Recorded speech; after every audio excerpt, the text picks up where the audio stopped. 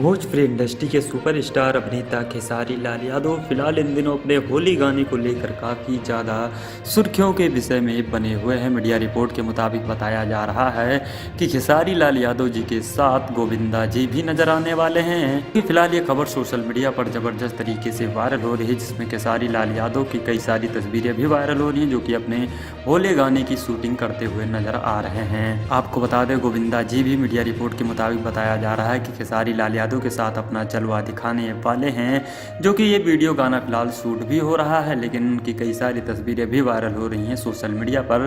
और खेसारी लाल यादव और गोविंदा जी का बहुत ही ज़बरदस्त गाना आने वाला है, आपको बता दें, जिसमें गोविंदा जी के साथ एक नई हीरोइन भी नजर आने वाली है, जो कि खेसारी लाल यादव भी अपना जलवा दिखाएंगे।